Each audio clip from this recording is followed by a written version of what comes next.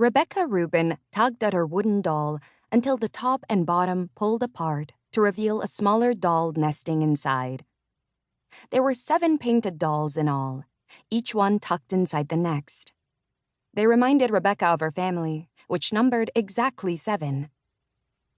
The dolls had belonged to Mama when she was growing up in Russia, before Rebecca was born. But now the Russian dolls were Rebecca's treasure. She lined them up along the parlor windowsill, behind the sheer curtains. "Ladies and gentlemen, your attention please," said Rebecca to her imaginary audience. Slowly, she drew back the curtains and wiggled the doll she thought of as the mother to the front of the windowsill stage. "It's almost sundown," Rebecca said in a no-nonsense mama voice. "I hope you've all had your baths." She moved the mama closer to one of the smaller dolls. "Becky, dear," she said sweetly, "you are so grown up now. Tonight, you may light the candles." Rebecca pretended 2 of the bigger dolls were her older sisters.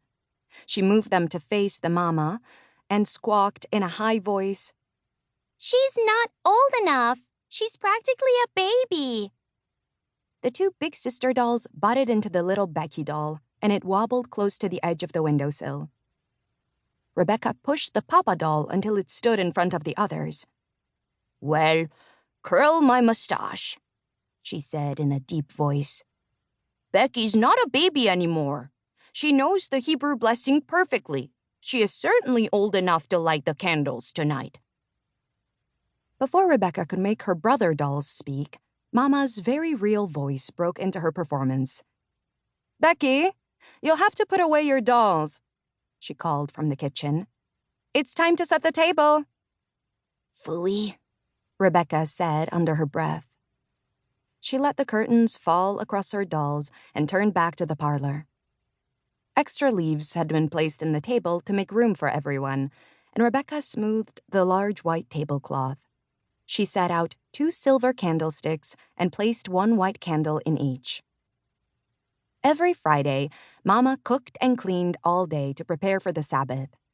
Bubby, Rebecca's grandmother, came down from her apartment upstairs to help cook. Before the sunset, the family came together for a special dinner.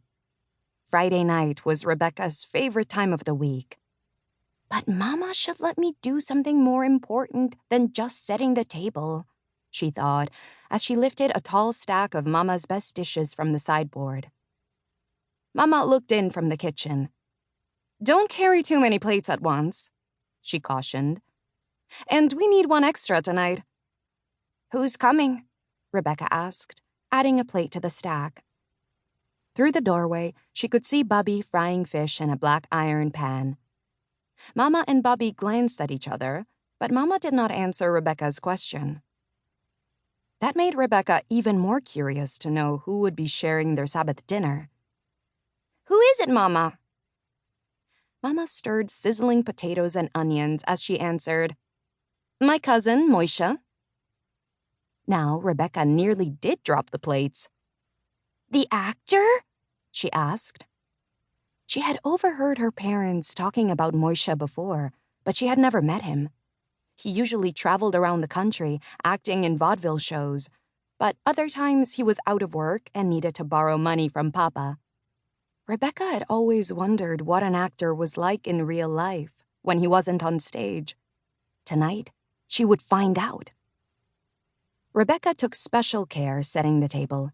She folded the linen napkins so that the crocheted edges were lined up neatly. If a real actor was coming to dinner, she wanted everything to be perfect.